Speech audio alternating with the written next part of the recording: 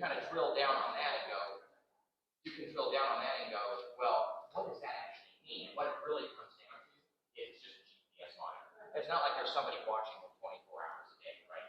And so, that's kind of the whole process. And so, what I see here is you have this level, these few different things that you have to monitor, right? Well, the GPS is one of them, but how are they getting down there to their source? Right? Well, they're getting picked up and they're getting driven down there, and then they're driven back and dropped off. I mean, it's just, and it costs a lot of the taxpayer a lot of money. The doctors, I remember the doctors before said there is no rehabilitation.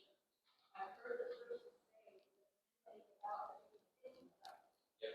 that older demonstrators that were on last time. This, And they've already done that. They've already said it. Doctors in those were, they did not recommend it. And the judge still said, oh, we're going to try it. So there was those notes from doctors saying that they're not safe. How is that part of this counsel? I mean, how do you, is your question, how do you push back on a doctor saying that they're not able to be, that they're not able to be rehabilitated? Is that the question? No, I want to say how do you enforce that? The Yeah. doctor already said you can't trace them. So, ultimately, ultimately, where they're at. And we're just pushing it into somebody else's car. Yeah. What is their goal? yeah, ultimately, the medical, so let's say a doctor who analyzes them, right, isn't able to give that testimony necessarily to the judge. Why? Because they say, oh, it's going to violate privacy and all this other stuff. So, what ends up happening in this process is the Department of State Hospitals has their medical team, right, and who's gone through the treatment with this individual, right, testify to the judge saying, this person is willingly and voluntarily entering this program, and therefore, they've proven they've mapped out these steps that are in the program. And some of that is in the handouts that you will see.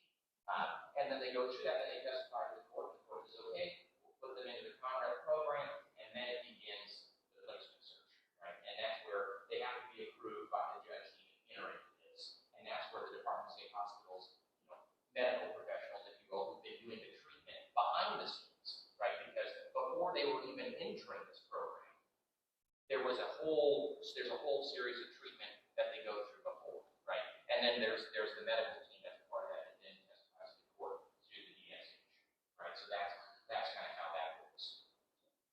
Yes, ma'am. How much consideration is there going to how many children are in the area where they're placing these guys? So this has been an ongoing battle.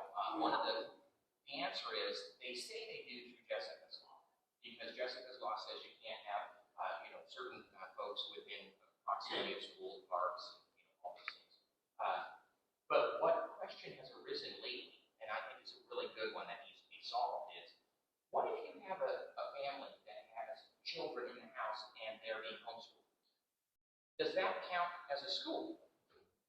And so, I mean, does that count as a school? Because the answer is, well, we don't really know, right? Because there are going to be kids on this street. But is that considered a homeschool? I'm not sure if that's considered a homeschool, right? And so we, as a legislative office, we've said, hey, what about these situations where this would occur?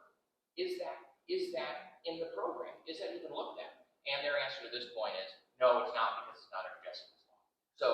So that's kind of the whole process here. So do they look at it? Technically, yes, under Jessica's law.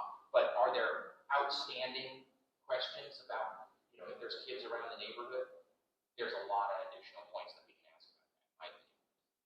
At that point, I mean, it's not just homeschool. We found, I know when Supervisor Anderson went to testify against William staff on the placement, we found just by accident that there's a school bus stop right across the street from the home that was placed 300 feet. And I thought, oh, there's no way the judge is going to place. I mean, it's like having a kid in a candy store standing, you can see, but you can't touch. I couldn't believe that they went forward with that placement. We were really shocked at that. Go ahead, sir. Yeah, Bob Randall. I've got a question. We're over at the airport. We're trying to get kids out, get them interested in glider flying, and show them aviation and all that stuff. Now, with this program across the street from us, from the airport, is that proximity too close? But here's my main point. If we bring kids out, do we need to inform them of the sexual predators across the street? And if we do that, I don't know what their reaction's going to be. Why would a parent want to bring their kids out to where we are? We're screwed. I mean, that shuts us down completely from what we're trying to accomplish. Does that make sense? That makes sense. So I'm sorry to ask you questions back, but do you partner with, is this just a private endeavor that you guys do, or is this through a school district? Through a 501c3.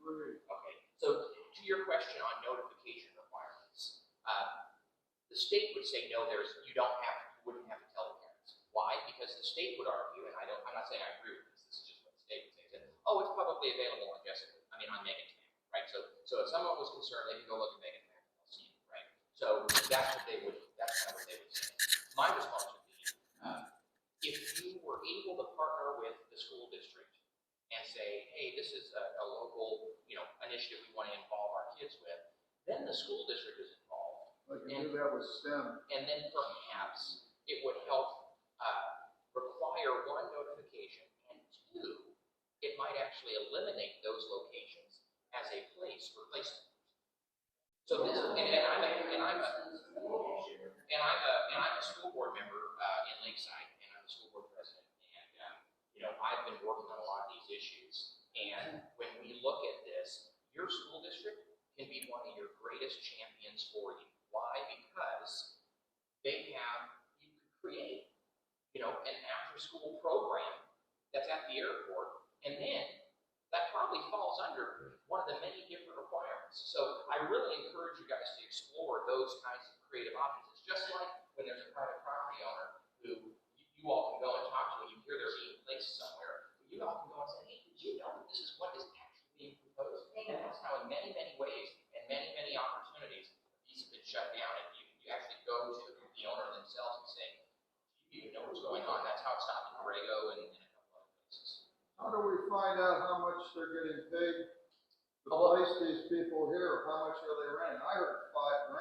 Well, I think that's insane. I can't tell you the specific number. I can tell you kind of the general practice. So one report that I read recently said it costs up to about $500,000 to do this whole thing for a sexual violent predator.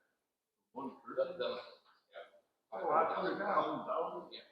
that's what I'm hearing. And then the other general principle I would tell you is on rents for market rate, Yeah. they usually would offer 3 times more than the market rate. So whatever your market rate rent would be, they'd say we're going to give you 3 times more, right? So by the way, I can't tell you that that's what happens everywhere. I can just tell you that in general practice, that's how it's worked and operated. For example, in Mount Helix, and you can correct me if I'm wrong, but I think that the number that they were going to offer that rent for this 3-bedroom house on Mount Helix monthly was going to be $15,000 to $17,000 a month to that property.